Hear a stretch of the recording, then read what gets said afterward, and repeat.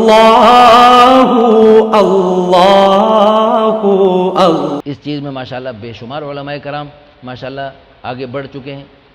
عربوں میں تو بہت زیادہ ہیں، خواص کیا عوام کیا سب اس میں ماشاءاللہ اس کا اہتمام فرما رہے ہیں. لیکن ہمارے اپنے ہند و پاک میں بھی بڑے بڑے علماء ماشاءاللہ زیادہ شادیاں کر رہے ہیں.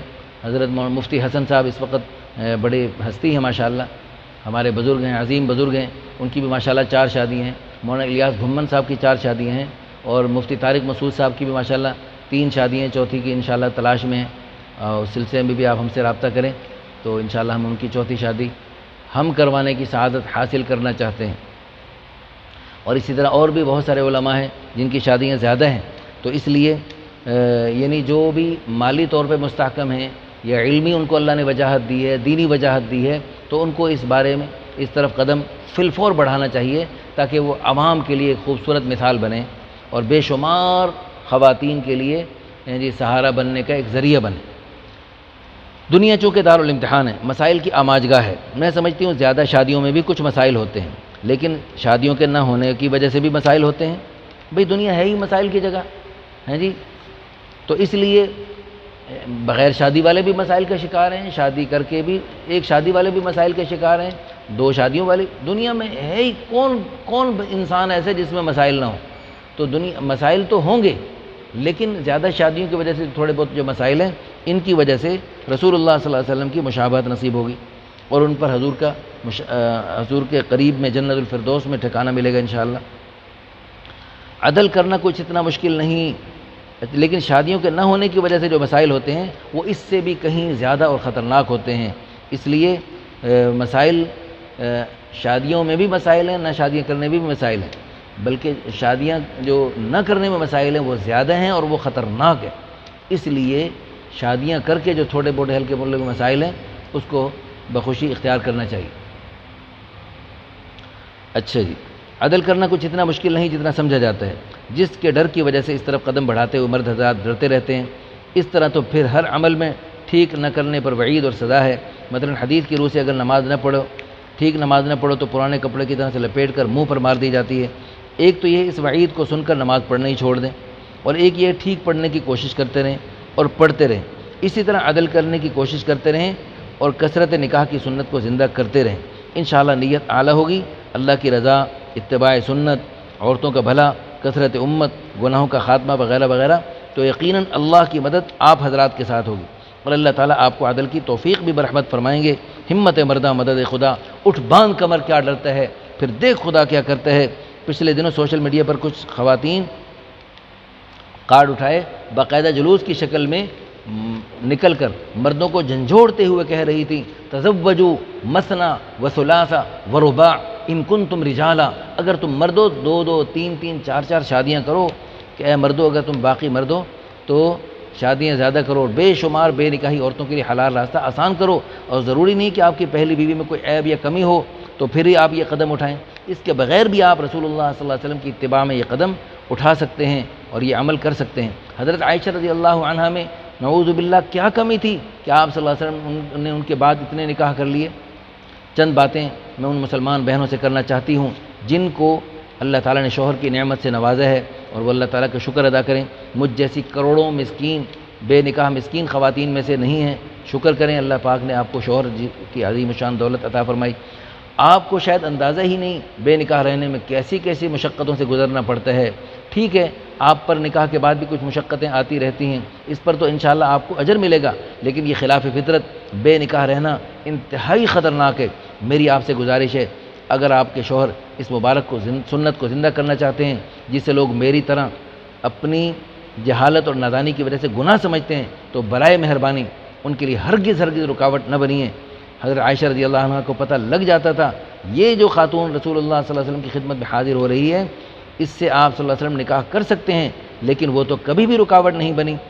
پھر آپ صلی اللہ علیہ وسلم ان خاتون سے نکاح کر بھی لیتے. تو آپ صلی اللہ علیہ وسلم تو آپ خواتین سے بھی گزارش ہے کہ آپ بھی حضرت عائشہ رضی اللہ عنہ کے نقش قدم پہ چلتے ہوئے اگر رکاوٹ نہیں بنے گی تو اللہ تعالیٰ ان کے ساتھ آپ کا حشر فرمائیں گے.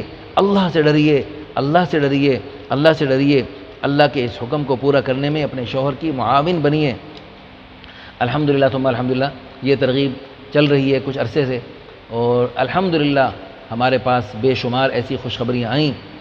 بعض خواتین خود اپنے شوہر کے ساتھ آئیں اور وہ اپنے شوہر کی اگلی شادی کروانے کے لیے الحمدللہ انہوں نے ہمارے ساتھ باقاعدہ درخواست دی، اور الحمدللہ ان کی اگلی شادی کی کوشش کی جا رہی ہے۔ یہ بہت بڑی بات ہے الحمدللہ اس گئے گزرے دور میں، اللہ کے فضل و کرم سے اللہ کی پیاری نیک بندیاں ہیں جو اللہ کے حکم پر اپنا سر تسلیم خم کر رہی ہیں۔ اللہ تعالیٰ ان کو بہت جزائے خیر عطا فرمائے، اور اللہ پاک ان کو دنیا آخرت کی خوشیاں عطا فرمائے۔ اللہ کے حکم کو پورا کرنے میں اپنے شوہر کی معاون بنے، کروڑوں عورتوں میں سے اپنی استطاعت کے بقدر کچھ تو کمی کرنے کا ذریعہ بنیے۔ اس حکم کو برا سمجھنے والی میری بہنوں، خدا نخواستہ اگر آپ کا شوہر اللہ کو پیارا ہو جائے اور آپ عین جوانی میں بیوہ ہو جائیں اور آپ سے کوئی کمارا مرد شادی کرنے کو تیار نہ ہو، تو پھر آپ پر کیا بیتے گی؟ پھر تو آپ چاہیں گی کہ میں کسی کی دوسری بن جاؤں، تیسری بن جاؤں، چوتھی بن جاؤں، یہ میں یتیم بچوں کے ساتھ میں کہاں کہاں در در کی ٹھوکریں کھاؤں، مجھے یعنی در در کی ٹھوکریں کھانے سے کسی کی دوسری تیسری چوتھی بیوی بننا منظور ہے۔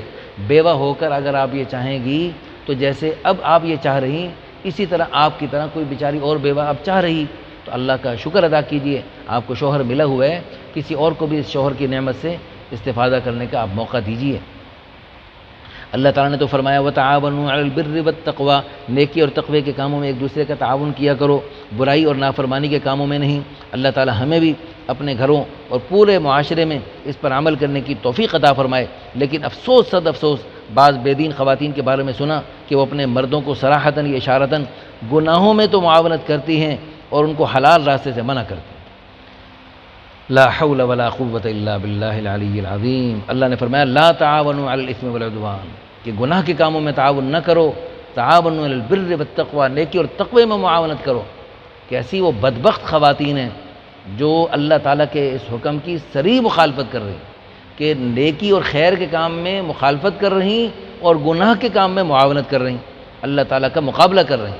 لا حول ولا قوت الا، جو ہو گیا سو ہو گیا، لیکن اب توبہ کر لیں، اب بھی اللہ پاک پچھلے ساروں کو معاف کر کے انشاءاللہ آئندہ کے لیے آپ کو دنیا آخرت کی خوشیاں عطا فرمائیں گے، اور اللہ پاک آپ کو اپنا قرب نصیب فرمائیں گے انشاءاللہ۔ اچھا، بعض بدبخت خواتین اپنے مردوں کو گناہوں میں معاونت کرتی ہیں اور ان کو حلال راستے سے منع کرتی ہیں، اور پھر یہ سمجھتی ہیں کہ ہم نے بڑا تیر مارا، حالانکہ اگر خدا نخواستہ ان کا شوہر کسی برائی میں مبتلا ہوگا اور اس کی نحوست اور بے برکتی صرف اس کی ذات پر نہیں ہوگی بلکہ گھر والوں اور کاروبار پر بھی پڑ سکتی ہے، اس کے برعکس اگر حلال راستہ اختیار کیا تو اس کی وجہ سے برکتیں اور رحمتیں گھر بار کاروبار اور آپ سب پر پڑیں گی۔ آپ خود فیصلہ کیجئے کیا کرنا اور کیا نہ کرنا چاہیے۔ میری بعض باتیں بہنوں کو سخت لگی ہوں گی، لیکن کچھ حقائق میرے سامنے تھے جن کی وجہ سے قلم میں شاید کچھ تلخی آ گئی۔ ایک خاتون اچھی خاصی دین کا علم رکھنے والی، اس نے اللہ تعالیٰ کی اس حکم کی مخالفت کی تو اللہ تعالیٰ کی طرف سے ایسی سزا ملی کہ وہ خون کے آنسو روتی ہیں۔ اللہ تعالیٰ اسے معاف فرمائے اور اسے عافیت عطا فرمائے۔ الحمدللہ یہ جن خاتون کا ذکر کیا تھا جی، اللہ تعالیٰ نے الحمدللہ بہت سارے نیک لوگوں نے، نیک خواتین نے دعائیں کی، اللہ پاک نے الحمدللہ بظاہر ان کی معافی کی شکل بنا دی، اور اللہ پاک نے جی ان کو جو سزا ملی تھی وہ ختم فرما دی۔ اللہ پاک نے ان کے ساتھ بہت ہی آسانی کا اور مہربانی کا معاملہ فرمایا، الحمدللہ ثم الحمدللہ۔ ذرا سوچئے، لا یؤمن احدکم حتی یحب لاخیہ ما یحب لنفسہ، رسول اللہ صلی اللہ علیہ وسلم نے صاف ارشاد فرمایا تم اس وقت تک مومن نہیں ہو سکتے جب تک جو اپنے لیے پسند کرتے ہو دوسروں کے لیے نہ پسند کرنے لگو۔ تو جیسے آپ کو اپنے شوہر بچوں کے ساتھ رہنا پسند ہے، اسی طرح آپ دیگر خواتین کے لیے بھی یہی پسند کیجئے۔ اگر اس سلسلے میں کوئی قربانی دینا پڑے تو اللہ کی رضا کے لیے اسے قبول کیجئے، پھر اللہ تعالیٰ کے خزانوں سے دنیا آخرت کی خوشیاں حاصل کیجئے۔ میری پیاری بہنوں، یہ فانی دنیا فانی اور عارضی ہے، اور یہ دنیا دارالامتحان ہے، آخرت باقی اور ہمیشہ ہمیشہ کے لیے دارالانعام ہے۔ اس ایثار اور قربانی پر آخرت میں جو اللہ تعالیٰ آپ کو انعامات سے نوازیں گے آپ اس کا اندازہ ہی نہیں لگا سکتے۔ اللہ تعالیٰ کے دیدار کی ایک جھلک آپ کو اس سلسلے میں آنے والی تمام مشکلات، مشقتیں اور تکلیفیں بھلا دے گی۔ زیادہ شادیوں میں عورتوں کے لیے بے شمار بلا شبہ فوائد ہیں، جس کے دلیل عرب افریقی خواتین ہیں جو خود اپنے مردوں کے لیے بیویاں تلاش کرتی ہیں اور اپنی سوکنوں کا خوش دلی سے استقبال کرتی ہیں۔ الحمدللہ اپنی آنکھوں سے دیکھا ہم افریقہ کے بعض ملکوں میں گئے، وہاں دیکھا ہر گھر میں 3-4 شادیاں، 3-4 بیویاں ایک ہی گھر میں رہتی ہیں اور بہت اچھی رہتی ہیں، اور بہت اچھی باری باری کام، باری باری آرام کرتی ہیں، بہت مزے سے رہتی ہیں۔ فطرت کے عین مطابق ہے ایک گھر میں زیادہ بیویاں ہونا، فطرت کے عین مطابق۔ ایک گھر میں بیچاری ایک ہی بیوی، وہ گھر بار کو دیکھے، بچوں کو دیکھے، گھر کے کام دیکھے اور نظام دیکھے، وہ اکیلی بیچاری تھک جاتی ہے، اور ہر وقت دیکھے، ہر روز دیکھے، بہت مشکل ہے۔ اگر وہ باری باری شوہر مختلف بیویوں کے پاس جاتے ہیں تو اس کو آرام کا موقع ملے گا اور اس کو بہت سہولت ملے گی۔